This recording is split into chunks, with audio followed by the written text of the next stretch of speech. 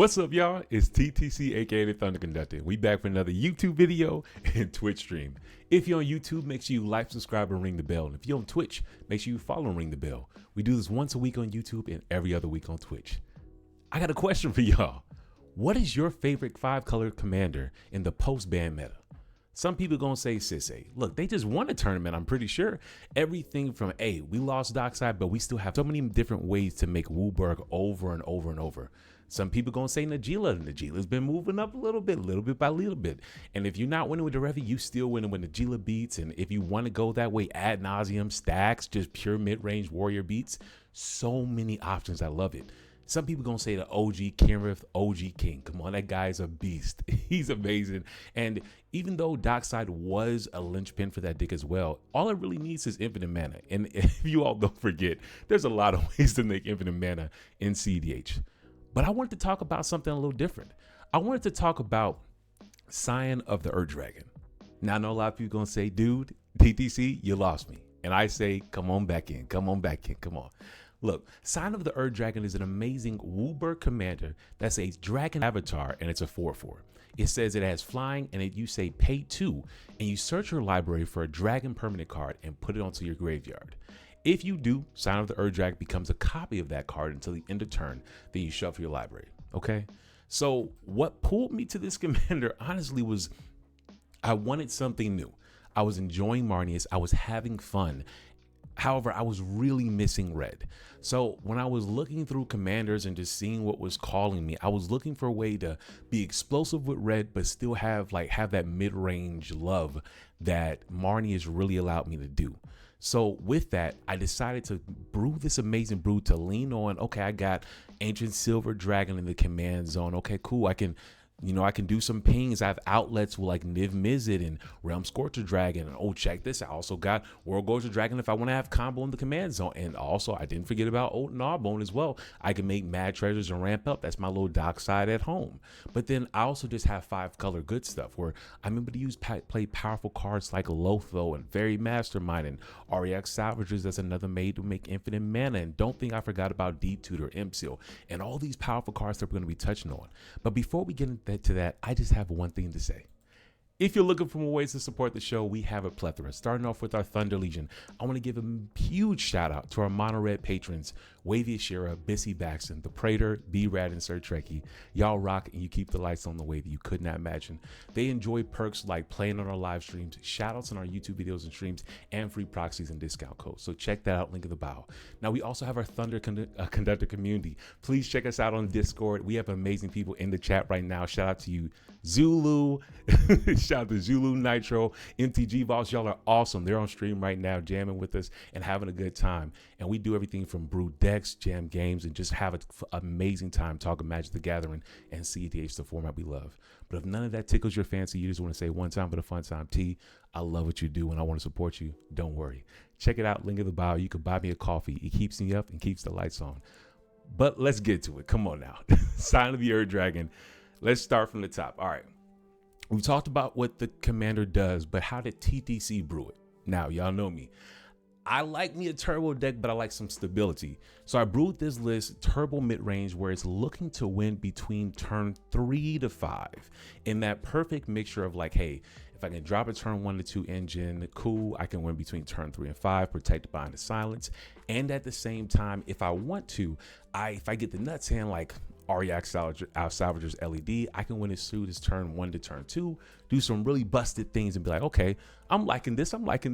Some really cool things are happening. However, when it gets to the strategy game plan, and when I think about my hands I'm keeping from mulligans to my winning turns, the hands that we're looking for is similar to what I brought up. I'm looking for those turn 1 draw engines. I'm looking for to be able to go, all right, like T, I'm looking for like those turn 1 fishes, turn 1 to turn 2 fishes, those turn 1 to turn 2 Ristics, those turn 1 espers, maybe push out a turn 1 Fairy Mastermind if I feel like I'm gonna really draw a heavy pod. But at the same time, because we have so much advantage in our command zone, if we're in a low mulligan, we can just push out a turn 2 Scion into, hey, activate on turn 3, let's get an Ancient Silver Dragon out there. Hey, y'all know TTC like a good politic. See what I can do and just keep pushing forward, okay? So these are all the amazing things. Let's see. We got Zulu Sash. I feel like Kenrith is still viable for 5 color. I agree. It's just infinite mana, dude. Come on. Like, infinite mana is simple. Let's see. MCG Boss says Reaper King is my favorite 5 color. If you all are not familiar with Reaper King, this guy is, I think this is the Scarecrow. Let's see. Hold on. Scarecrow, legendary artifact creature. Other scarecrow creatures you control get +1/+1, and whenever another scarecrow you control enters, destroy target permanent. So it's some permanent hate. Let's see. We got Corona is the best one for real. Ooh, I've actually never heard of this one. Corona. Get out here. We got Nitro saying this is the best one. This is an interesting pick. If you could make this cEDH viable, I would not be mad at you. I'm not going to lie. So it says haste. It's a 5/5 avatar. At the beginning of each player's upkeep, that player untaps Kona, False God, and gains control of it. When Kona attacks, creatures of the creature type of your choice get +3/+3 until end of turn. I don't know. I don't see it, but prove me wrong. That's what I tell everybody. Prove me wrong. I love to be proved wrong. We got Nacho saying stop buying coffee, he needs sleep. And Newsom says, okay, I'm gonna metagame this. All right, well, let's talk about Scion. And so I've talked about how I think about when I'm mulliganing and all these other things, but before I really get into where I'm taking the deck and where it's evolved before we get into win cons, I want to talk about my first analysis, like strengths and weaknesses. When it comes down to it, I'm gonna tell you the straight up truth.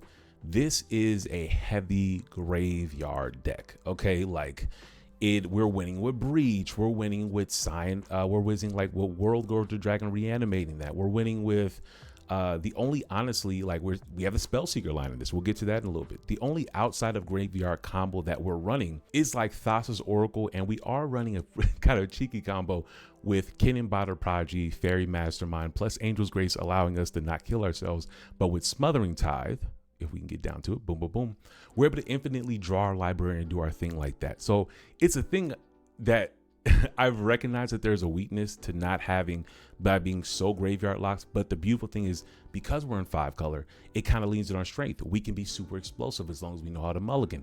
We are able to just stay locked behind. Like, are we just going to sit behind? We're just going to sit behind the draw engine and just wait for a removal to remove the stacks piece that's stopping us, or say goad our opponents into doing something that may stop us, but actually pivot us into something like, okay, you stopped I'm going to intentionally activate my World Gorger Dragon, like activate my commander to put World Gorger Dragon in, because I know you got the endurance. Okay, for sure. But what I really wanted you is to set me up so I can go for my Spellseeker line next turn, or I just want to do a Breach line because I already have Brain Freeze in hand or whatever or not. So we can leverage our weakness to make it our strength. Not to mention, if we get things like Noxious Revival and Endurance put against us, with our commander out and with the amount of mana we make with this deck, in my personal brew, we're able to just go ahead and just say, all right, you stopped us this time, no problem. I'm gonna put the creature back in the graveyard. So you really have to hit us with those exile effects. So things like, of course, Dorothy Voidwalker suck, but at the end of the day, it's just a bounce spell away from not being a problem anymore.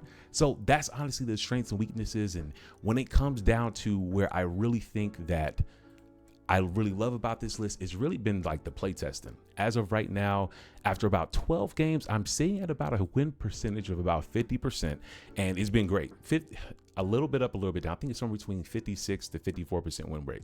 And I've really been enjoying the games because the commander is so like, oh, he's doing scary dragon things. They don't know that I'm just a 5 color good stuff deck. And it's so much fun because I'm just like, all right, play a Janeth. Cool. Like, I'm just sculpting this perfect hand to bounce it, or play your Gravity's Cage. Cool. And so within that, I want to first give big shout outs to my original inspirations. The first one being, I want to give a shout out to Thunderdown. I can't remember. I believe I saw him through EDH top 16 or somebody else. This was one of the original lists. Give Thunderdown 2 a quick shout out. And also I want to give a quick shout out to my homie Marvin. This guy, funny thing, Marvin actually was the first guy to ever like play this, like not play it with me, but he was like, hey, I'm working on this list. He was really a Thrasios Timna brewer before even the band. He was just like, hey, I'm brewing this and it's kind of fun. I just want to show you. So we were just talking about it, and that's actually, I got to give him his flowers. He was the first one to ever kind of show me this deck months ago, and I'm just like, I would brew it slightly differently, but I like the direction you were heading. Like, I loved what he was doing with Niv Mizzet and with like the Perun and all these other things that went with Curiosity. I loved Channel of the Sun's originally list, all these cool things that he was doing with it. I'm just like, yo, like this list has mad potential. So after taking both of these two lists from my guy Jaihara, and his name is Marvin, he's a cool dude, and Thunderdown, I came to my list and I really had to go deep in my tank with these current playtest cards, and I want to share these with you all. Starting off, because we're big on making the infinite mana, starting off, we did take out Bowels Invoker for Realm Scorcher Hellkite. What happened is this just felt like, I don't know if I really want this. I didn't like the 8 activation costs, even though I could pull it out of graveyard easily with Savine's Wreck. I'm like, let me try Realm Scorcher Hellkite over it. We're also running of course, the other Niv Mizzet, namely the Draco Genius as another infinite mana outlet that notably we can just activate our commander and make it a copy of it. So I love this one because I can, if I need like a value play, like say there's a Bow Masters on board, or like the Lotho is getting out of control, if my commander's on board, I can just pay 2 mana and then start pinging 1 drop or whatever size creatures off depending on the amount of mana. And I want to put into it. And notably with cards like Smothering Tithe, that really can get out of control. Now this one just does damage. I will also notably add that the cool thing about the Draco Genius is it has a main trigger for drawing cards as long as you hit players. So that's also cool, just to have that instant speed card draw in case like I want to like ping down the Adnaz player. So I love that. Next is, I was really bullish on silence effects because I am doing World Gorger Dragon loops, but I did take Orange Chant out for Veil of Summer. Really easy, like pretty common sense here. I just wanted more counter magic, and I felt like Orange Chant was really cool, but let's just go with the Veil of Summer. I don't really play green very much, so I get happy to play it. Next, I was originally on the Niv Mizzet Perun line, and I fucking loved it. It was so cool. Like I literally could like mow for a turn. I can mow for like turn 2 to 3 commander and have like either a World Gorger Dragon reanimation spell or a Curiosity effect, and it was super cool. It was like a consistent, like at latest turn 4 deck. It was really cool, but I found that unfortunately the deck was too predictable, if I can be honest. Like I felt myself politicking against myself. Like what I do when I play games is I'll politic against myself, and I'll think, okay, if I was playing against myself, how could I stop myself from winning the game? And what I found is I was casting my commander so often that it just made it predictable. If we kill the commander, then it makes the deck less viable.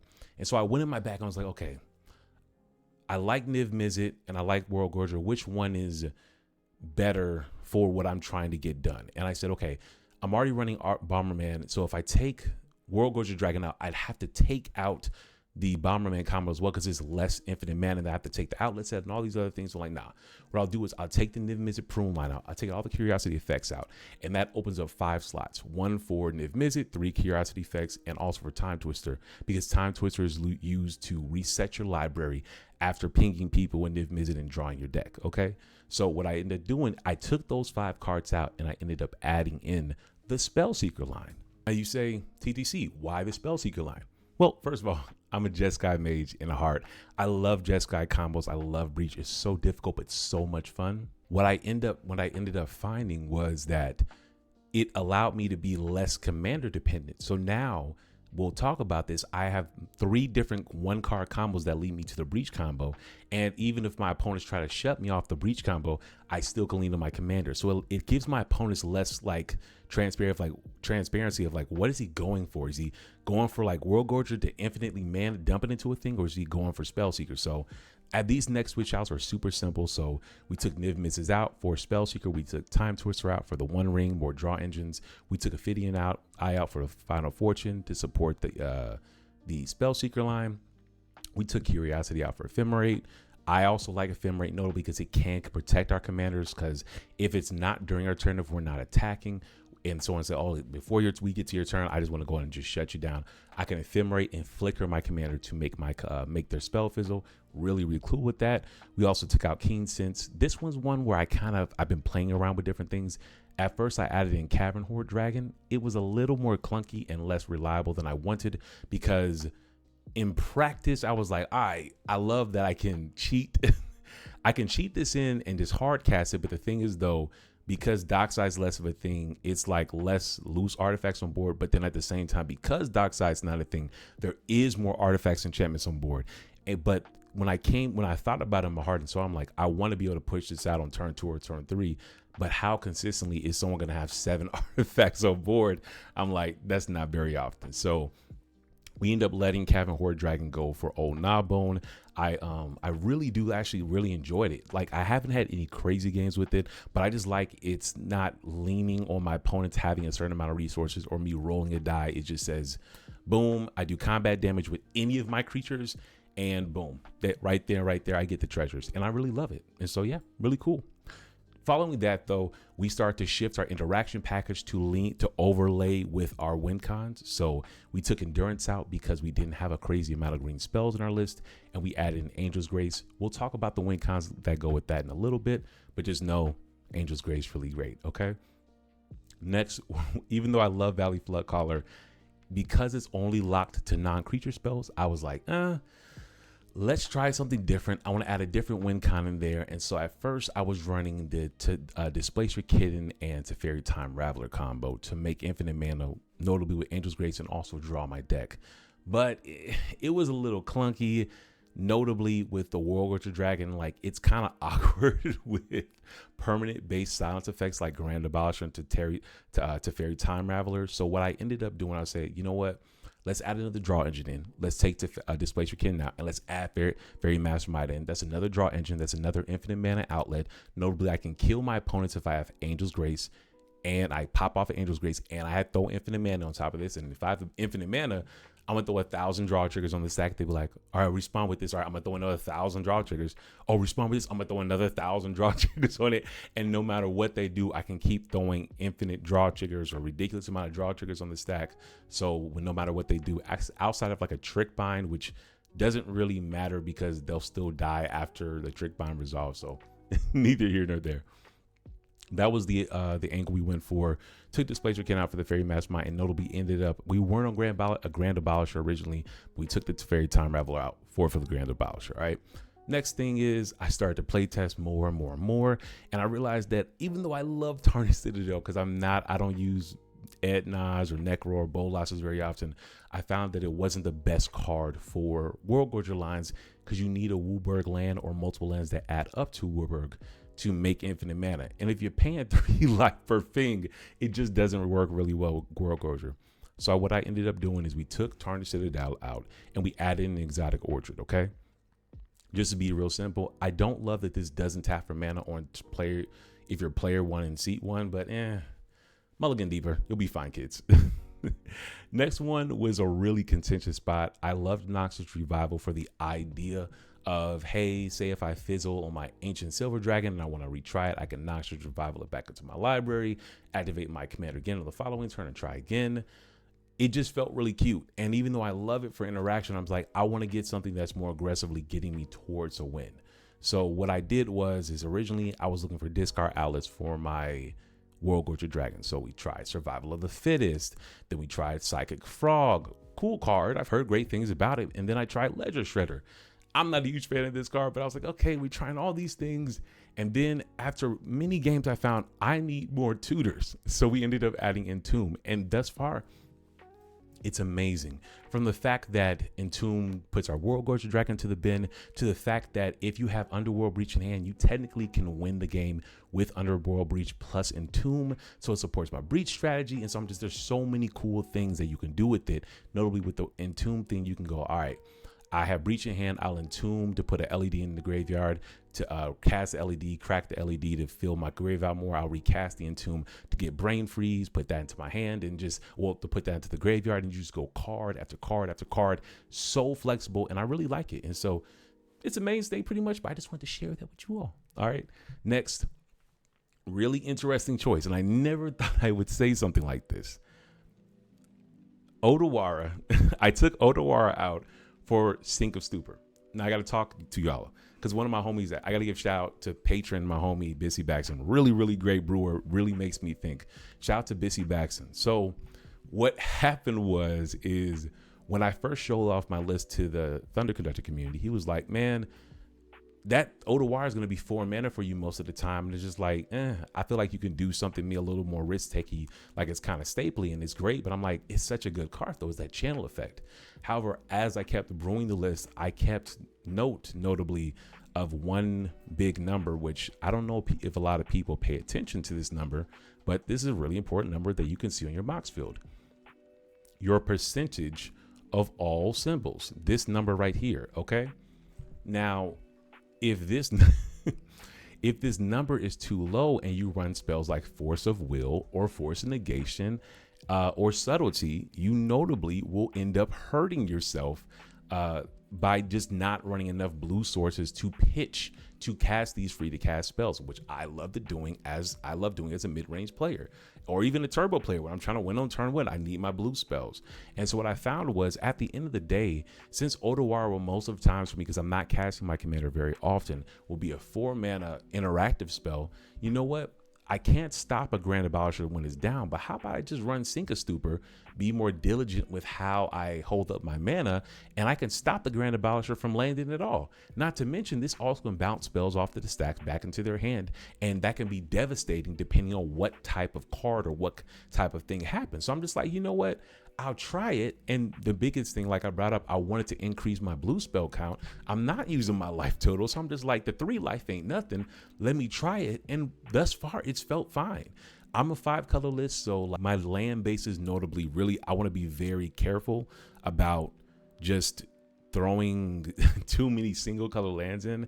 But since I'm running all of my fetch targets, all of my fetches, all the 5 color lands that I like to run, minus Forbidden Orchard, I'm not running that, y'all. Just not happening. Since I'm running all those, it just hasn't hurt just to have both Seiju and Singing the Stupor as my like interactive land spell like slots. And so thus far for me, I'm pushing the boundaries. I got to give a big shout again to Bissy Baxter for pushing me on that. And I've been loving this switch out. It's been awesome. And my last 2 switch outs are really spicy. These are just happening within the last couple of days.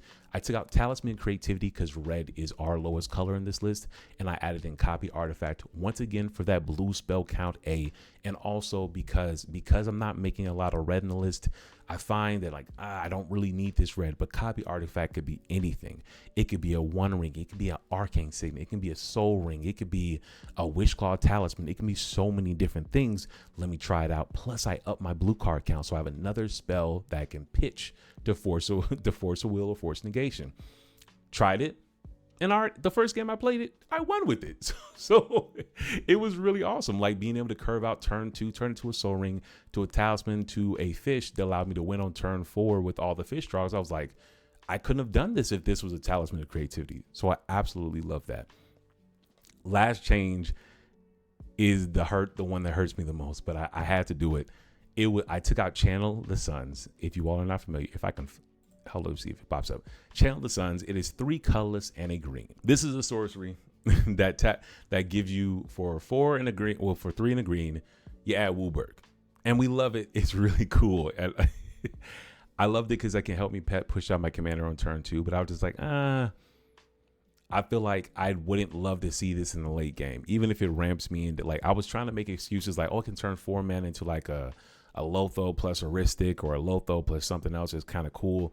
But what I ended up finding is just like, I felt like I needed to be more courageous and try something different. So for a little bit of time, I added Goldspan Dragon for the Goldspan Dragon plus Smothering Tithe plus Fairy Mastermind combo, where since your Goldspan Dragon makes your treasures tap for 2, you can basically put activation of Fairy Mastermind on the stack while your Smothering Tithe is on board. You make 3 treasures, that's 6 mana, and you crack 2 of them to make to put another activation on the stack. You make infinite draws, and with Angel's Grace, you basically force your opponents to draw their library out. It was cool. I really don't need red though, and it just sometimes the card just burnt a hole in my hand where I was just like, I don't really want to cast this. That's a 3 card combo, so it's asking for a lot. I'm never searching for this combo because there's so many cards, and so I'm just like, you know what, this is cool, but let me try something different. And so once again, Bissy Baxton came in challenging the record. He was like, hey bro, try something different. Have you checked out Kennen? He's a Sisay player. Shout out to the Sisay community. He was like, hey bro, give Kennen Botter Prodigy a try. Just try it. And he made a lot of great points out. I couldn't talk on them all because they were all like really like new to me, but I was just like, you really sold me. everything from this being an outlet for infinite mana. If I don't have access to my commander, notably, I can activate this and put my outlets, whether it's Niv Mizzet, Draco Genius, and Realm Scorcher, Hellkite, to the battlefield. I can notably pitch this to a Force Will or Force Negation because this is not a staple piece. I don't need it in order to win. It just boosts all of my rocks and all of my mana dorks. It does everything I wanted to do in the cast pajamas. So after all of this soul searching, all of this like thinking, I decided to add a Kennen, and this is actually the newest addition where I was just like, I'm gonna try it out. We'll see what I can do with it, and we may see it in tonight's gameplay where it may win me or lose me the game, and we'll see. Lastly, I'm kind of on the wall about Ignoble Hierarch, but we'll see what happens. Okay, but let me check out the audience. We got we got Newsome saying, I feel like this this could be an Atlas deck. LOL jokes. You know what? If I wasn't on so many dragons, I would think about it. I just gotta say this to y'all Atlas players or Necro players, y'all got balls. I gotta say it like this. Not that I'm afraid to play it. I am such a patient player. I'm like, bro, when I brought politic in the game, I'm just like, they're using Atlas. Because for me, I don't care if I get to win on turn 4 or turn 10. It never goes to turn 10, but still, I'm looking like, I don't need my life to totally be pressured. And now I have, thank you for the follow. Thank you for the follow. I don't feel like I need to have my life total pressured that fast where I have to push for a win that quickly. And so I'm just like, I'm a patient player. Take your time. Take your time. I don't need to do anything that is rushing or going too fast. Like, just take the time, TTC. And so that's how I play, and that's what I believe in. If you like to be patient, cool. But if you're afraid of using your life total, don't do that. It's okay. Your life total is a resource, but figure out what type of player you are. I know a lot of great players who say, I don't care, bro. I'm going to push for this win. I'm going to make you have it every time. TTC, I like to win behind the science effect. I want a nice, protected, clean win. Y'all have no choice but to say, yeah, you won TTC. And I see a lot of success for it. So find the play style that fits you, okay? So we talked about our current play test, but now I want to talk on win cons. Now, these are huge because this is how we finish the game. And then when it's kind of getting in TTC's head, like, of how are you trying to finish the game? This is what I do. So starting, of course, with our infinite mana and mass draw engines. We talked about this before. We're on Animate Dead plus World Gorger Dragon. This is a super, super clean and slick combo where just go like you Animate Dead, targeting World Gorger Dragon in the graveyard. If you have lands or mana rocks with that tap with for Wooburg, you can make infinite Wooburg mana, and then you can just click this link, check the link out in the bio. You can do this to make infinite mana and all the other shenanigans. Same thing, Dance of the Dead does the exact same thing. Really, really cool. Necromancy is a cool one. I learned this because when I was trying to learn more about the list, Necromancy is an enchantment that turns into an enchantment aura when it enters the battlefield. So you can do cool things like cast Necromancy, crack your LED to put your World Gorger Dragon in the battlefield. And then when it enters the battlefield, then you get to target the World Gorger Dragon in your battlefield. With Dance of the Dead and with Animate Dead, because they're auras, you have to target your dragon while it's on the stack. So it's a whole thing. It's just, it's a nice like synergy piece there. Next, we got LED plus RX Salvagers, aka Bomberman. Same thing, make infinite mana. Next is, if this is Mass Mill, where we have LED plus Underworld Breach was plus Wheel of Fortune, just allowing us to churn through our library, do near infinite meal and near infinite colored mana. Next is similar thing, but instead of LED, I use Smothering Tide with Underworld Breach and Wheel of Fortune. I like to do these under a silence effect, but I can just churn this, keep casting Wheel of Fortune, fill my graveyard up, make mana with Smothering Tide, and just win it so. And last one is what we brought up earlier, Smothering Tide plus Kennen Bottom Prodigy plus Fairy Mastermind allows for infinite card draw, near infinite mana without Angel's Grace, and just allows you to do your thing. So I absolutely love this. Nice, clean, and simple, gets the job done, okay? Now, with all these infinite mana and infinite draws, the question then comes up, hey, TTC, how do you actually finish the game? I'm glad you asked.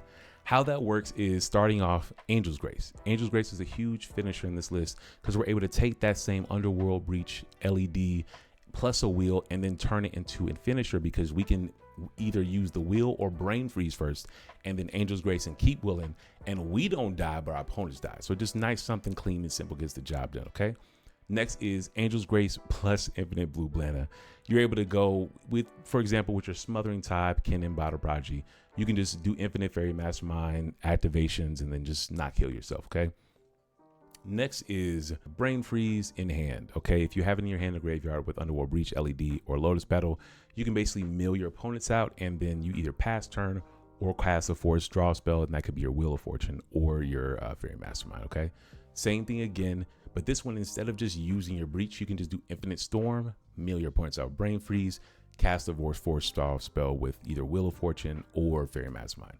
Super simple, to the point. Okay, now we do talk about a lot of infinite mana generators, namely with our Bomberman plus or our World Gorger Dragon, and we've already talked about our outlets, Niv Mizzet Draco Genius and Realm Scorcher Dragon, Realm Scorcher Hellkite.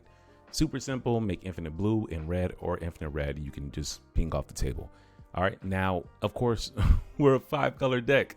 Wooburg is beautiful. We have all these lines and intricate things, but we're still running the best finisher in the game. Thassa's Oracle plus an infinite draw, or mill our entire deck, or Demonic Consultation, or Tainted Pact. We just win the game. Super simple. And notably, I do bring this up in my primer, in our primer. There's some of these win cons are better or worse through winning through the one ring protection, because so many decks nowadays are going to be playing the one ring on turn 3 and 4, and that just stops certain types of win cons that you can't do.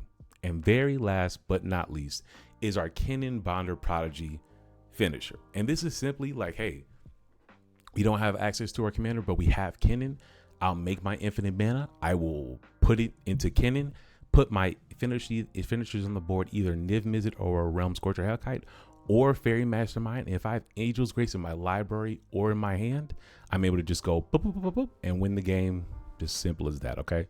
Now, as you all know, if you know anything about TTC, I am not I'm not just a win player, like just simply like, I like to win in very unique ways away as well. You know, if you touch this enable tags thing on my deck list, it's a lot of cool things. I talk about all the pieces in the win column, but I always have this column that's called combo line enablers, where it's basically, if I have this one card plus mana, I win the game. Okay.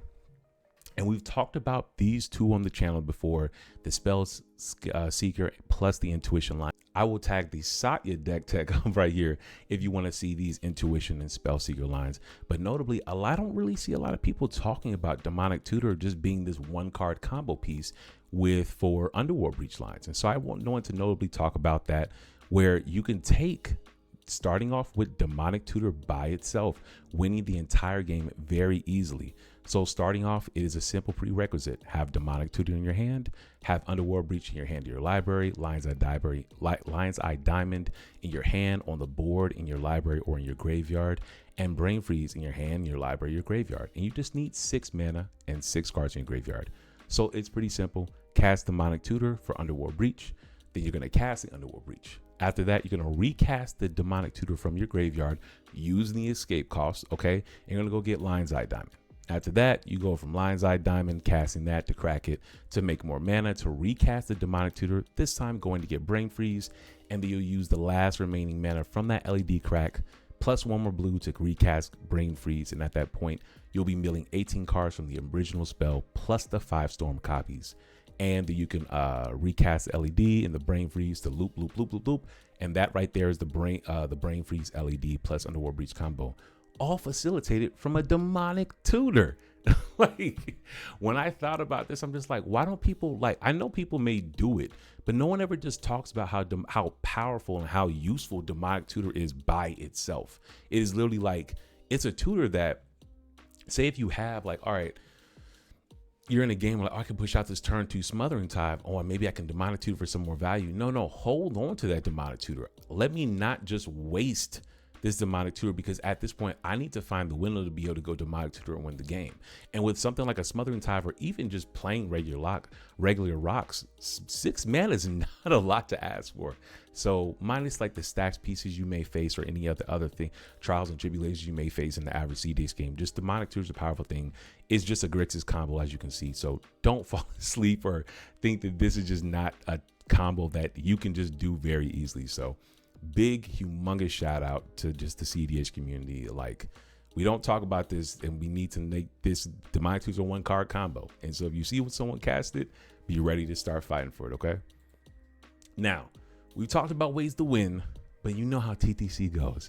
we got to talk about how we get to the win. Okay, we got to talk about what cards do you use in order to take it from, oh, I got the mold for the engine, or I mold for the early Scion, but how do we win the game? And now we got to talk about tutors. Now the main one is, of course, in our command zone, pay to put that dragon to the graveyard to make Scion a copy of it. But we also have an awesome, amazing right here. If we look here, our tutor package. Okay, so these are, nothing is really crazy. Like I notably count Demonic Consultation as a tutor. It is the forbidden tutor along with Tainted Pact. There are times where I will use Demonic Consultation to tutor for interaction or the last piece of a combo, and that is the reason you'll see me run cards like Angel's Grace and other things to put layered combos in my list. So if I exile half my library, I need to still be able to win, because that's a cop and play pattern I do. We've already talked about Demonic Tutor, notably Enlightened Tutor is part of the Spellseeker combo, or Vampiric Tutor, you can use that interchangeably for the Spellseeker combo. Entomb, we've talked about that. Intuition, notably, is another 1-card combo. Ranger Captain, having some notable amazing tutor targets with R4 Dorks and Esper Sentinel. Worldly Tutor, we're choosing to run this and not notably run Mystical Tutor, because Worldly Tutor can get our Thassis to getting our Spellseeker, just to getting a lot of really powerful things. It can also get our Ariok Salvagers. There's just so many powerful. It can get our new Kinnin. It can get a Silence Effect through Flame Scroll Celebrant. We'll get to all these cool things, but it's just a really easy tutor that I think if I had to choose between the two, I'm gonna run Worldly Tutor, because tight spell slots got started to get a wee bit tight. Okay.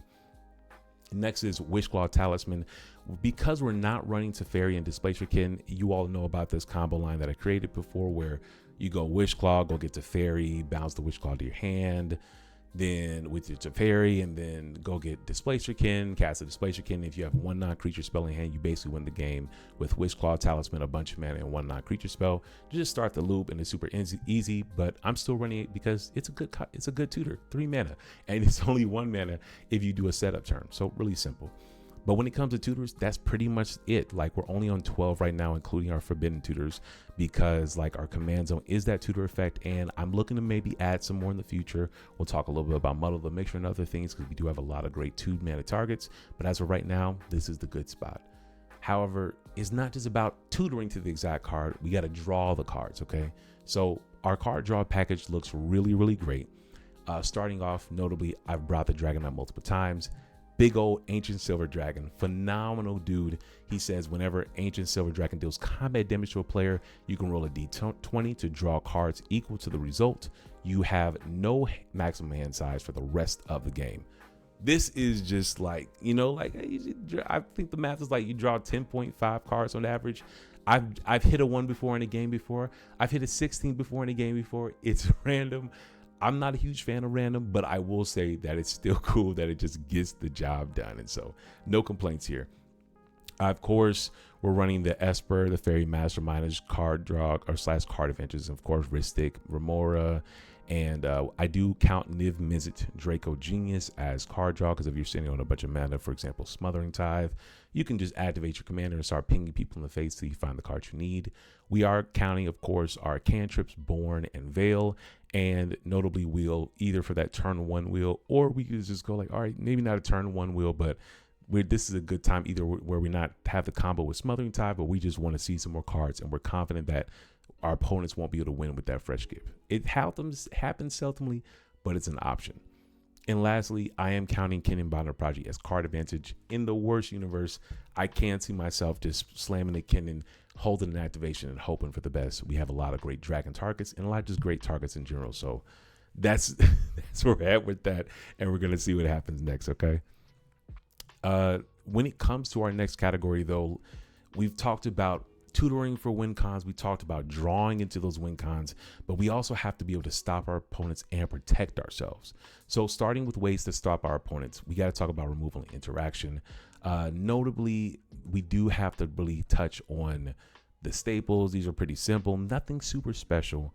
Oh, actually, before I do that, I got to touch on, notably, because we are a breach deck, we have our forced draw effects that we talked about before for our combos. Once you brain freeze your opponent out, you need to be able to finish them off without passing the turn, because sometimes you can just born and win on the stack. So you want to be able to mill them out, then kill them, We also have a lot of great ways other than our fetches, entombs, bosejus, LEDs, all these ways to fill up our graveyard.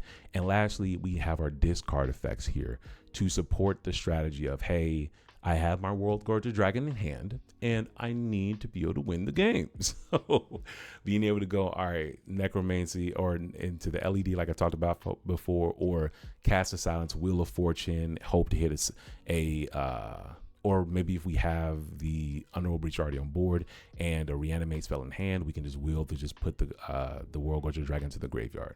Really important effect. But now to removal and interaction. Very simple packages. Nothing really crazy here. Notably, I love Offer. I love to use this as a ramp spell and a removal and an interaction spell. We'll talk a little bit more on that later. Angel's Grace, Brain Freeze, these are all just standard pieces. Notably, you are on just a singular board wipe of Cyclonic Rift. Everything else is pretty standard. We're notably on that Revel in Silence with the World Gorger Dragon. I am choosing to run Revel in Silence over something like a Teferi because, you want to be able to do silence effects that are not permanent based, because World Gorger Dragon will flicker like a Grand Abolisher away. And so being able to hit silence and then do your loop, and you won't be disrupted and have to worry about, oh, someone's going to blow me out. You know what I'm saying? So just be conscious about that. Deathrite Shaman is just graveyard hate for our opponents. No, we are on the Flood Maw, super simple package. We've talked about the Niv Mizzet Draco Genius, all the great things with that. We have our silence effects and that Sing into Super. Same thing with Realm Scourger, Hellkite. We also can just activate our commander, ping off that Bowmasters, ping off that Dork, or the Kinnan or whatever not, Bloom Tender, just to make sure our opponents can't win with those things. And lastly, we have the Swords and the Veil as just ways to take things out with 1 mana and protect ourselves with 1 mana. So that is when it comes to stopping our opponents, and when it comes to protecting ourselves, it's a similar story as well. Only thing being added is our recursion package and protection. We've talked about Ephemerate, being able to flick our commander to protect it, notably also being part of the Spellseeker line where we go Spellseeker into Ephemerate, Final Fortune, and then just go into a Breach line on the following turn. So everything is really super simple. If you have any questions, let me know. But outside of that, like, everything is super simple. Now, I really do love the package that notably I brought up with Necromason, the special synergies with that. And yeah, everything is pretty much the same. I do want to talk briefly on Graveyard Recursion, because we have the World Gorger Dragon. Of course, we're running these 3 reanimation effects, but these can also be used to, hey, I activate my commander, I put something in the graveyard, we're good. However, if I want to try again on the following turn, I can reanimate that turn so it doesn't have summoning sickness on the following turn. It's a little risky, but it's just an option. You know what I'm saying? Same thing with REX Salvagers. Though it's mostly there for the Bomberman combo, we can bring back 1 to 0 mana if I remember correctly. You can bring back artifact cards with mana value 1 to 0. So that is bringing things like Chrome Mox back, the Mana Vault back, Soul Ring Mox Opal, whether they were milled or destroyed, just ways to bring them back. Now we also, lastly, after that, we are running Savines and Breach, not just part of the combo, but just in general recursion, if we want to try a combo again and whatever we need to do. So really great recursion packets in this deck naturally, for just like we talk about the layering. I combo with this card and I recur with this card, and just layering on top of layering on top of layering. I just love it. It's fucking amazing. All right. Next, Stax Tax though. All right. Y'all know something about me. Y'all know I don't think stacks are bad. I just don't run them very often.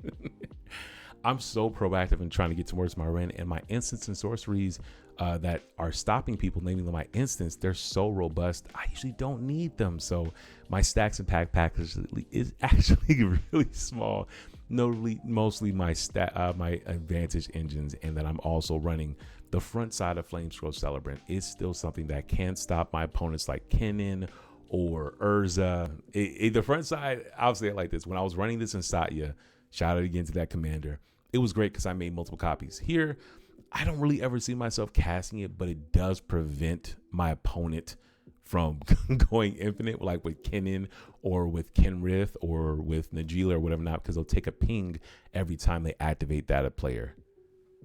All right. So with that being said, what's up? Watchful, how you feeling, brother? How you feeling, brother? All right. Now, we've already talked about this last piece. This is not really a stacks piece, but I've already had people play around it. Notably is the graveyard hate category. And we don't have a lot, but Death Right Shaman, as a mana dork and as a graveyard hate piece, people play around this, and it's really crazy. Like, I will smack it as a mana dork, and people will be like, hold on, now I can't do my combo. You know what I'm saying? And I'm like, bro, this is just a mana dork. Chill out. And so it's definitely a thing where it's like, with all these things going on, it's like, it's cool. You know what I'm saying? Like I said, TTC doesn't play green very often. So being able to have that effect on the board, it's a nice change of pace, and it's fun, honestly. Let's see. We got Newsom saying Flame Scroll stops my Derevi combo for sure. True. Yeah.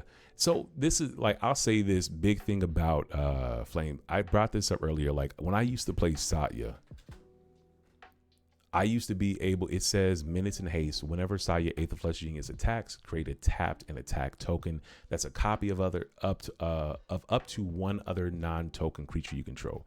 You get 2 energy, and at the beginning of your next end step, sacrifice the token unless you pay an amount of energy equals the mana value. So I liked this because I was like, all right, for sure, I can make multiple copies. And it really, especially when Nadi was in the meta, oh my gosh, I would slam the front side of this so fucking often.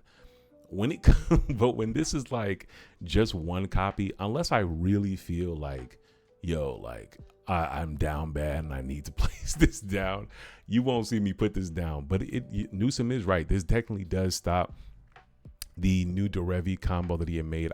We'll talk about that once we get into the gameplay section later tonight, where you're able to bring Derevi in and out infinitely after making infinite mana, I believe, and to draw your deck with something. I'll have Newsom explain it once we get to the gameplay. But as you can see, I'm not really running a lot of stacks. I love the instant speed is king. That's what I do. Neither here nor there. We are going to get to our ramp. As I've been saying today, we've really talked about a lot of the notable things. We are just running standard, like the soul lands, the offer you can't refuse. One of my favorite plays is if I have a dead Mox Opal or a Chrome Mox that I don't want to pitch anything, I'll just go land, cast a 0 mana rock, hit it to make 2 mana on turn 2. And depending on what the rest of my hand is looking like, I'm able to either put us out like a Rhystic Steady on turn 1 or a Smothered Time for turn 2, and it's really like nifty. We are running all the birds. We're notably not running the Simian Spirit Guide. We're only on the Elvish because our red mana count is so, like, our pips are so low. We've already talked about Copy Artifact being really awesome in the list because it can touch any artifact from a tutor, from Witchclaw Talisman, card draw with the One Ring, and also just general mana ramp for like our opponents running rocks. Outside of that, though, I'm really looking forward to seeing what Kenny can do tonight. I want to be proven wrong. I really want this to be a great include, and so I'm excited about that. I will say, notably, ever since playing this list, Lothal has been a superhero, not just for helping us caster commander, but just ramp in general. Like, it's like the dock side that we never knew that we needed until it was taken from us. So if you don't play Lothal and you're a 5-color, I don't know what to do to tell you. Check it out. It's really amazing. Lastly, of course, Smothering Tithe, Old Gnawbone, and just we are running the 3 talismans that are blue, except of creativity that is red. Let's see. Newsom says there is a few ways. Hopefully you can see them tonight. I hope that we can see it tonight too, bro. I kid you not. Like, no cap. Like, Derevi's one of those commanders that I always respect, and I learned this lesson post ban, and I will remind it this lesson. Do not cast your One Ring unless you are sure you need to, because if there's a Derevi in their pot, please trust that they are running away to clone your One Ring, and you will lose that game. So unless you really, really need to cast your One Ring, be careful, y'all. That's TTC's tip for the day. Now, when it comes to ramping and all those other things, it's great to be able to go fast. It's great to be an explosive and play all your mana rocks and your dorks. But we got to talk about the foundation where it all started, which is your land base. Okay, now with our notable land-based inclusions, we've pretty much talked about them, but we didn't get to fully talk on. Like I said, I'm running all of my fetches and my fetchable targets. This may change as the list continues to mature, but for me, why I do this is because I want to be able to play any fetch and for it to be a Wooburg land. If I choose to take out any of my true duels, that means, for example, if I play an Arid Mesa and I need a Badlands, Well, now this land is, I can't, if I take Badlands out, for example, and add in a card that I'm looking at potentially, which is Mount Doom. Well, say if I need a black source and I have that Arid Mace out, well, now I can't get a black source, and say if my Scrublands is already tapped.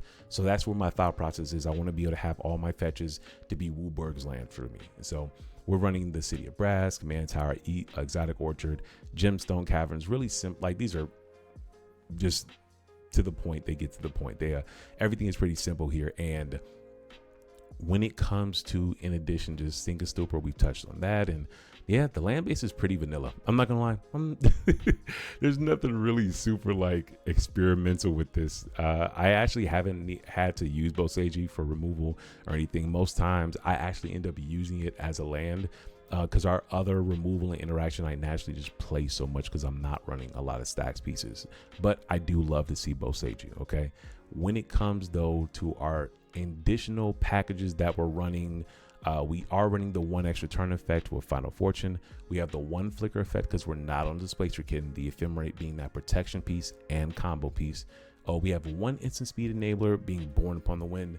Some may ask, well, why aren't you running Mystical Tutor to support these instant speed wins or extra turn effects? I do find though, because we are running Vampiric Tutor, we usually get the job done just fine. And with the amount of card draw we have, I'm not really worried about it too much. Now, when it comes to our next section, just silence effects, I have to always make it a section for this, because I am the king of turn 1, turn 2 draw engine, turn 3 to 5 win under silence. Like, in my 12 games I played with this list, all of my wins been protected by Silence or Ranger or Grand Abolisher or Revel in Silence in the back of Flamescroll Celebrant. It's funny at this point. It's just comedic. I don't try it. That's just my play style, like what I actually end up doing, because I'm such a patient player. And honestly, I would honestly add in Veil of Summer right here. Just another effect that's not a full silence, but it's kind of like, hey, you can't counter my spell, so you have to hit them with you have to get hit by a mind break trap. So it just like, it makes it a lot tougher for your opponents, honestly. And so, yeah, this is just, you will never see me leave out of home without 4 to 5 silence effects, you know?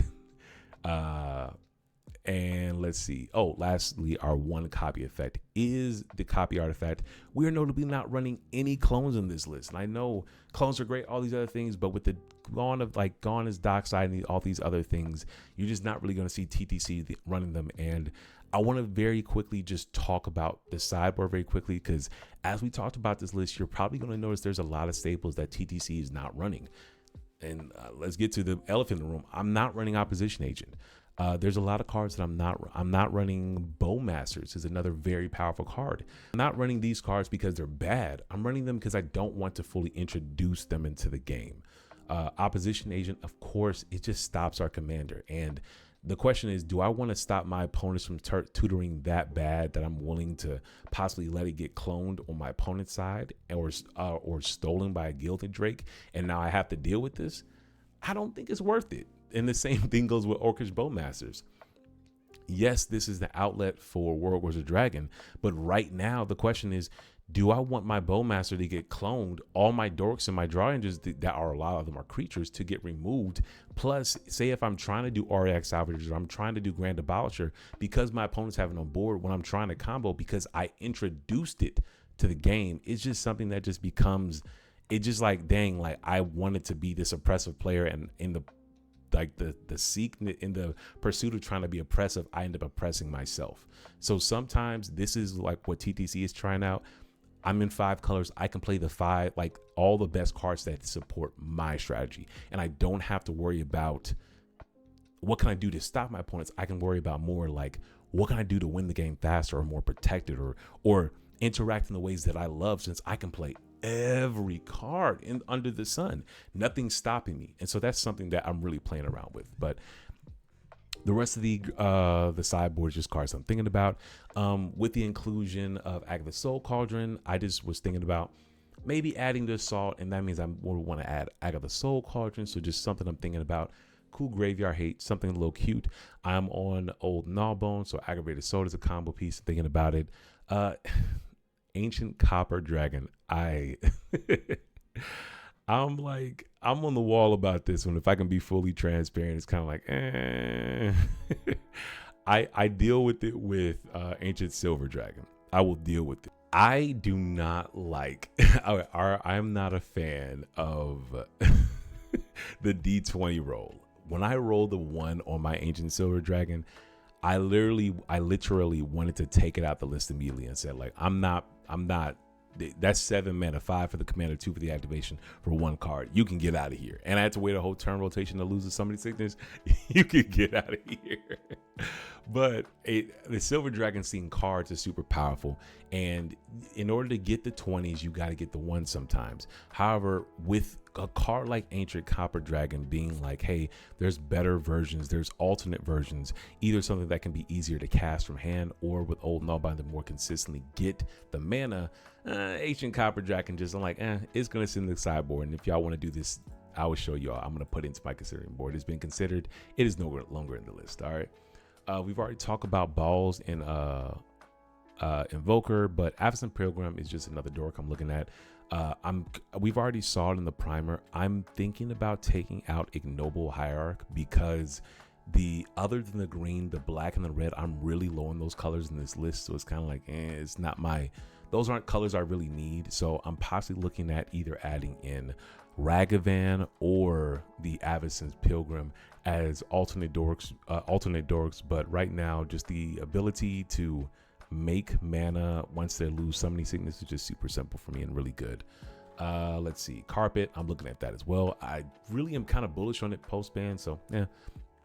Chain of Vapor is another one I'm looking at. Right now, I have no ways to bounce my own non-land permanents, but I don't really want that to be used against me, so it's just sitting in my sideboard. And so I'm kind of filling it out, and we'll see what happens in the future. We've already talked about Channel of the Suns. I love this spell. We'll just see how Kennen goes. When it comes to Culling Ritual, another look, TDC ain't running none of the staples, y'all. Bro, crucify me, man. Dang, bro. Culling Ritual is... I'm not running Adnaz, Necro. I'm not running a lot of spells that can use the green and the black mana. And even though this card is fucking awesome, like it's so awesome, like it destroys each non-land permanent with mana value 2 or less. That's so many cards in our meta. And then you add black or green from each permanent destroyed this way. And so what I ended up doing after just thinking about it a little bit longer is like, hey, what this door actually, what it opened up for me is it said, okay, I don't run it right now and I don't need it right now. But notably, a lot of other Scion of the Ur Dragon decks are running Hoarding Broodlord as a combo. It's not what I want to do with the list, but I thought if I take out the World Gorging Dragon Loop and take out things like Bomberman and these infinite mana outlets and all these other things, if I just add in Hoarding Broodlord and Saw in Half and all those other things, Peer into the Abyss for even more support and Reanimate, that would give me a reason to run that spell. However, it's still sitting in my considering board and just in that spot of my deck where like I don't really particularly need it, but we'll see what happens. So as of right now, that's another staple that TTC's just not on. I know, it's so good. Drop down in the comments why I should run it though. I do really love this spell and I think it's such a good board wipe. We do have next, we already talked about Curiosity. Notably, I don't cast my commander very often, so you're not going to see me casting or running Deflecting Shot right now. But because both Seiju and Otawara is a huge thing, even though I went behind Silence Effects, I kind of want to run an effect that can stop those 2 cards notably, because to get blown out under a silence, especially when I'm pushing a World Gorging Dragon Loop, would really suck. So just pray for TTC. We'll see what happens next. We've talked about Endurance. I'm not running a lot of green cards, so it just couldn't stay in the cut. Fire Covenant. Covenant is just, it seems like a really cool board wipe. I've never had to use it, but I'm very much interested. Gamble. It's a powerful card. It's between Gamble and Imperial Seal right now. I'm playtesting Imp Seal over Gamble, and I like it. So we'll see what happens. This does really go good in Breach decks, though, so we'll see how that works out. Next would be Goldspin, Second King, since we've already talked about this. Ooh, Corvold, Fey Cursed King. This one is because I have so many treasure generators, namely being Lotho, Old Gnawbone, and Smothering Tithe. This is actually a dragon that I'm thinking about adding, because if I have a bunch of treasures from a big Smothering Tithe, I can activate my commander to put this in and start drawing a bunch of cards. But because I'm already running the Niv Mizzet Draco Genius that we talked about as an infinite mana outlet, I don't really need it, and Niv Mizzet doesn't really require any of the other setup that this works with, okay? We've already talked about Ledger Shredder. I didn't bring this up when I brought Mount Doom up, but this is another infinite mana outlet that kind of, that works with, namely the World Gorge Dragon Loop. You can activate that second ability to do 1 damage to each opponent, and it's just an easy switch out for a land. But notably, like I said, I want to run all my fetch targets just for this season, and we're going to play around and see what happens next with that. No Mockingbird right now, but I'm thinking about it. Muddle to make sure we have a lot of great 2-mana targets, but not right now. We talked about Mystical Tutor. It's fine. It gets the job done. It's not bad. It's just, we're tight on sites, y'all. We've talked about Niv Mizzet and just taking that out because we didn't want to be too commander leaning. Noxious Revival, great commander support, but the Entomb just being a more powerful effect. Same with all of these spells here. Notably, Praetor's Grasp is another one that I am thinking hard on because in a game in my earlier iteration of my deck, I had Demonic Consultation for an LED to do my Breach combo. And notably, it was an awkward decon where I had outlets, but it was the outlets for the wrong combos. I had combos, but they're the combos for the wrong outlets. And I'm just like, I can't win because I exiled the wrong halves of everything. So for me, I really am looking hard at Praetor's Grasp as another way to just grab just the pieces that I need to be successful. So I'm thinking about it. We'll see. Ragavan is another one that I'm just like, all right, we talk about that Noble Hierarch. I really want to add this in. Notably, I'm not running it because Ragavan has this issue where it only makes mana if it does combat damage. And if it's turn 3 or 4, you're not getting through nobody's board unless you run like a lot of board wipes or creature hate, and I don't do that, okay? Red Elemental Blast is currently down the list, but it's something that I think about deeply. We've already talked about Survival. I understand this could be a great discard outlet for our Wargurger Dragon and even more Tutor. I will say the 2 reasons I'm not on it is the 3 mana to do the first search, which isn't a big deal when we're running Wishclaw Talisman. But even the more thing is the fact that I have to have a creature in hand in order to reap the benefits from this Tutor. That's why for me, I'm just like, I'm not going to run it right now. But I already am thinking about this possibly could be a 1-card combo with a creature in hand. Like if I discard a World Gorger or a Hoarding Broodlord to do something really disgusting with it, it can be like, yo, this can really break the meta and do something really crazy. So y'all put down in the chat, or if you're on YouTube, put down, tell me a Survival of the Fittest line that you can think about for the Ur Dragon. I really would love to hear what you all can create because look, I'm down to learn. I'm down to see some stuff. But as of right now, nothing really was too crazy like selling me to do anything with that, okay? Now, that has been pretty much the entire deck. Quicker than our usual deck text, but to be straight up, this is very much similar. If you didn't already see the link out for the Satya list, this is similar. It's basically a Breach or Infinite Mana deck, which we're looking to either win with Breach through Intuition, Demonic Tutor, or Spellseeker, or just assembling it through naturally drawing the cards, or making infinite mana to put into our commander. And notably, because our commander has that activated ability, we can also, like I brought up, we can use our commander to draw cards with Ancient Silver Dragon, Niv Mizzet Draco Genius, or make a bunch of mana with Old Gnawbone. And we also have the Wargurger Dragon to make infinite mana. And Worm Scorcher Hellkite is that slot where I'm like, do I need 2 outlets? But it's kind of like, we'll see. But I like it. We'll see what happens. I may take it out later. Let's do some playtest hands now. And let's see. Let's say I'm going to roll a D8. Y'all know how to do this. Let's see, turn order. I'm going forth. I got an 8. All right. Let's say I'm going forth. First player is a Timid Thrasios. That's a TNT. Next is the Derevi going second. Going third is, let's say, the Jolly Balloon Man, and I'm going fourth.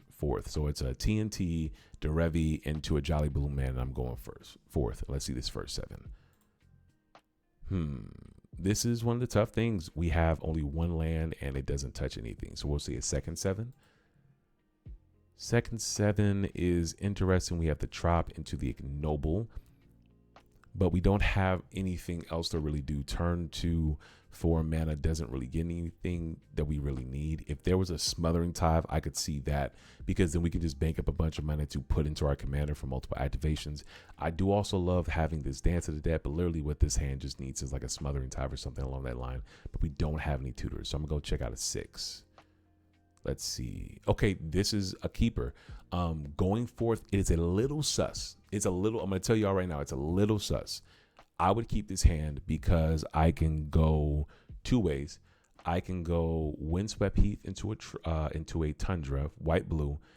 No, I can't do that. I would go Savannah into Deathrite Shaman, Windswept Heath into a Tundra, and that would allow me to either cast the Ranger Captain if I feel like someone's about to push for a win. Granted, Derevi doesn't really need non-creatures nor Jolly Balloon Man, so I'll probably try to push out the turn 2 Ristic. We are a 4th seed, so it's a little bit of a gamble, and if I remember correctly, this is our 5, so I would just bottom the Bayou or the Born 5 or 6, but either way, I would get rid of these 2, take the Ranger and the Ristic, and just sit back. If we can develop the Ristic because we feel good, cool, but if I feel like TNK is going crazy, I just drop that Ranger, grab an Esper, and we could probably develop some more, or just probably a Mana Dork. So yeah, it going forth, it's not the best, but look, if this, I can't remember if this is the 5 or the 4, but either way, I mean the 5 or the 6, but either way, it's a solid hand. I'll take it. Let's do a second playtest hand though. This one's a 1, so we're going first. It's our birthday. First, let's see. We'll say second. I'm going first. Second player will be a Roxy. Third player will be a let's say a Marnius Calgar, and fourth or let's say a Master of Keys is going third, different Esper deck, and then going fourth will be a Rakdos the Muscle. So we got 2 turbo decks in the pod. First 7.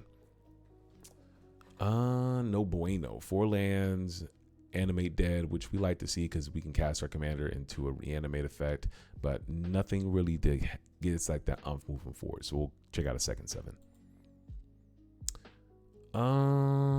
Okay. No, this is a no. My thought process is you could push out a Talisman. Okay, like all right, sorry. I believe we're on a 6 right now. Correct me, chat, if I'm wrong. I believe this is a 6 or a 7. I can't remember. I cannot remember for the life of me. But I'm just thinking land with this, and it'd be a Talisman, hold up the Swan Song for a Roxy's turn 2. Once we get through Roxy's or the Muscles turn 2, we can push out that Kinnan for holding up 2 mana, and then we can and hopefully get into another land. I can't remember if this is a 6 or 7. This is actually a fine hand. We do have 2 different. We're setting up for then a turn 3. If we draw one more land, a turn 3 Intuition into our last turn. But the thing is that we'd have no red mana, so if they gave us the breach, they would probably give us the breach. So this is actually going first. This is interesting. This is actually an interesting hand. I don't know if it's enough interaction. There's no draw engine either. We got Newsom saying, I'm thinking Strix's Song is better than Swan Song right now. Much more impactful creatures, in my opinion. So I'll say this. I'm not a huge fan of Strix Serenade. If you all are not familiar, Strix Serenade, if I can find it. Yeah. Strix Serenade is 1 blue for an instant that has counter target artifact, creature, planeswalker spell. Its controller creates a 2/2 blue bird creature token with flying. So I don't think this is a bad spell. I think this is better at stopping your opponents though than protecting your own win. And what I like about the Swan Song, what I like about the Swan Song is that it actually can protect your wins and stop your opponents. And so unfortunate, sometimes you'll sit that Swan, you'll look at that Swan Song and that creature deck is comboing off. Oh well. I do like the more mindset of what can I do to progress my own game plan. So actually, I'm interested. Can the chat tell me if I'm on a 6 or a 7, please, very quickly? Because I think I'm interested to actually play this one out. If I can be fully transparent, I'm interested in this one only because it has a Kinnan in it. Yeah, I'm on a 6. Okay, Thank you. So if I'm on a 6, I'd bottom Wishclaw Talisman, keep the Intuition. The only reason I want to try this hand is because I want to see how it feels, especially if I'm in this metaphorical. We have a Roxai going second. We have a Rakdos the Muscle. This is not a fantastic hand, but I'm just really interested to see how this feels in its movement. So let's just say play test it. We'll bottom the Wishclaw Talisman. It's cool, but the Intuition is a 1-card combo, and the mana we get from the Cannon really can allow us to be explosive. So I'll just put this at the bottom of the library, draw 1. It's a pact. Not my favorite thing, I'm not gonna lie, but it does elect us to protect our win when we push for it. Would that be instepped on turn 3? So just start off with the Tundra. We hold up a Swan Song for the Roxai. We go to turn 2. That's a land. It's just no red source. That's kind of like, right now it's really easy to see what to not give us on the Intuition. Tap 2 for a Talisman of Dominance. Hold up the Swan Song. Turn 3. A little meta fucked. Play this land. Tap 2. Play a Cannon. And this is where we're at. This is where it's the Rock Cycle of Wills. All these different things. I'll say it like this. I'm not mad in love with this. Let's see. We have no green sources. And that was exactly what I thought. What I do love about this is that we can tap this, lose the life, and make 2 blue and then we can push the Intuition out. But we would not be able to make a breach pile because they can look at our mana sources and they can tell that we don't have a red, and they can easily just say, give them the breach. And then we're sitting there with the Savines, and notably our graveyard is empty as well. So what I would probably, let's just see one more top deck and see if that changes how we feel about this. A Worldly Tutor. Does that change anything? I don't think it does. I think all that would do is maybe fix us mana wise. Let's see. As TTC goes to his creatures, let's see what creatures we have again. Is there any creature that can get us out of this kerfluffle? Yeah, I think this one may have not been the strongest keep. I'm gonna be fully transparent. I'm not a huge fan of this keep because the Worldly Tutor, I'm screaming Esper Sentinel to me, and that's a turn 5 Esper at that point. I think that was a gamble on the Intuition. But because our land was the Gemstone Caverns, it was not into a turn 4 win, even though we had the Swan Song and the pact to protect us on the winning turn itself. And I don't think that knocks on the Kidneys being viable or not. I do think though that it just shows that we have to go for our traditional hands, which is either super early, we have to go for the turns where it's like a super early Scion where we can do a turn 3 activation, or just a draw engine. So this one's like, it was fine. I'm happy we did this thought experiment though. Let's do one more playtest hand and just get a feel, because we are going into game 13 on the list, 13 on this list. So I'm really excited about it. So roll this D8 again. We got a 4. So we are going second. We'll save. Going first, we got to be on our toes. Roxai's going first. So we're going second. Going third would be, this time be Marnie's Calgary, and then going fourth will be, let's say,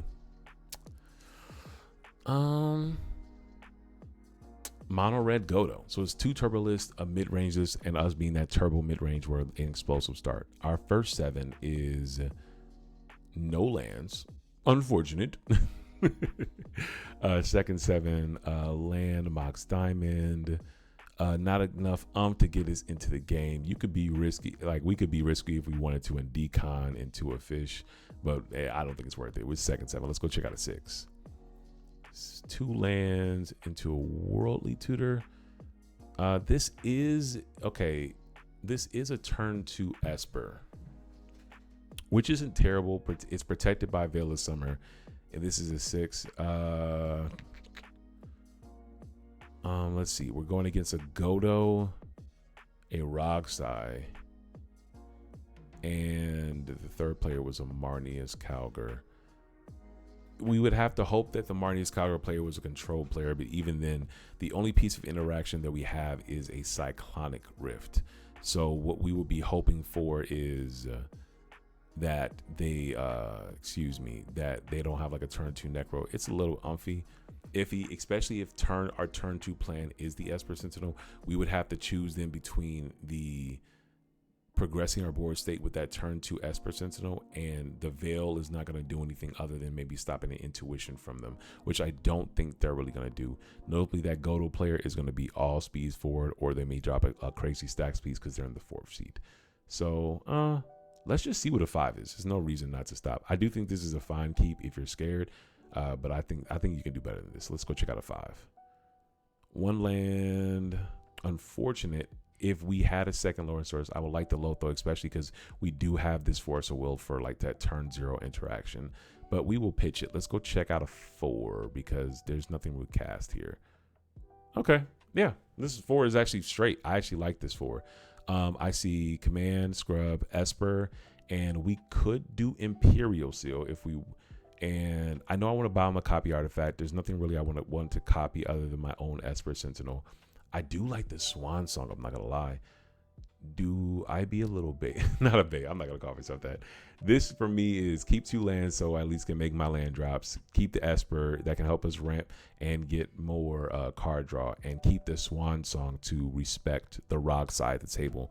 Play the turn 1 Esper into the turn, holding up a Swan Song as soon as turn 2. We're after the rock side player though, so we would have to hope they didn't have a crazy opener, but then we also we're on a 4, so we gotta do our thing. So let's play test this real quick. We'll bottom the copy artifact, the Deathrite Shaman, and then we shall bottom, let's get rid of the Imperial. So we already got interaction, so just draw for turn. Oh, it's a Chrome Box. That's kind of interesting.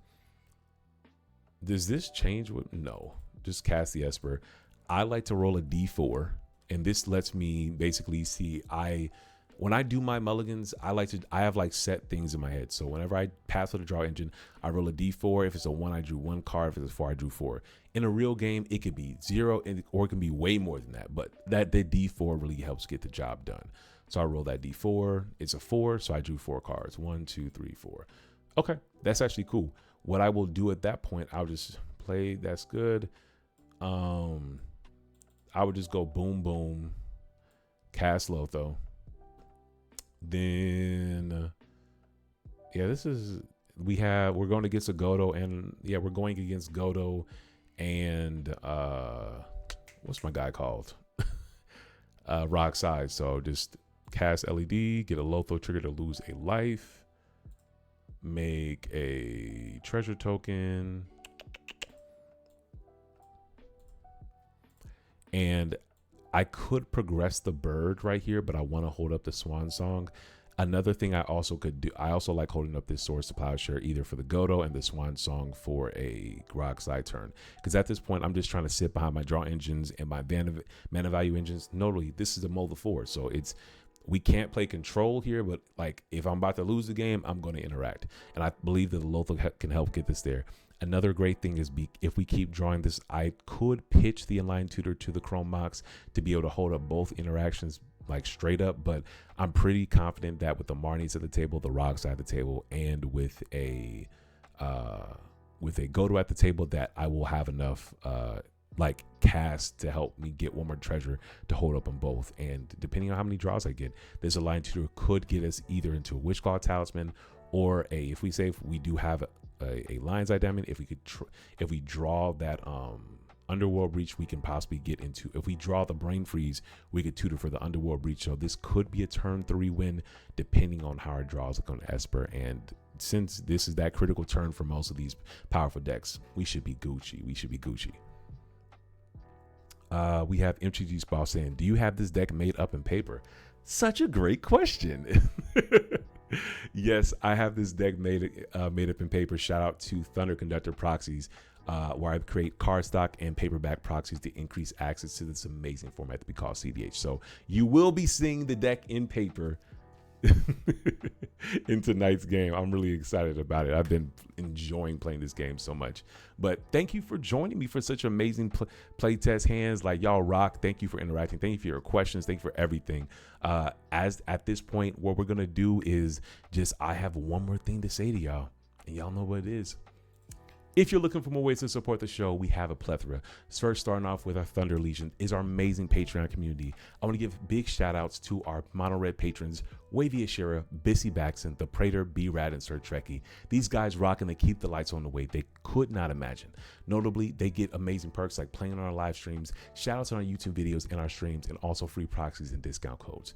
If that doesn't take your fancy, you still want to stay connected with me though, please check out our ThunderConductor community. Free Discord, have a good time, brew list, jam games, just talk Magic the Gathering. We had, actually I have to give a huge shout out. We are right now in the weekend of the November 17th when I'm recording this, and we had 3 different people who top 16 and 1 person who top 4. So I just, huge shout out to the TC community. Y'all have been killing it on the tournament scene. Like, I'm so proud. I was like, fuck, like this is so cool. I love to see my homies win. I love to see my community win. So just knowing that there's so much greatness in that community of 100, well, I think we're working our way towards 150 members right now. It is so fucking awesome. So big shout out to them. And last but not least, if you say, hey, TTC, I don't want the Patreon, the proxy, or the perks, I just want to say one time for the fun time. I love what you do and I'm gonna support you. Don't worry. Check the link out the bio. You can buy me a coffee. It keeps me up and keeps me on. But with that said, I will see y'all soon with this Scion of the Earth Dragon gameplay. Peace.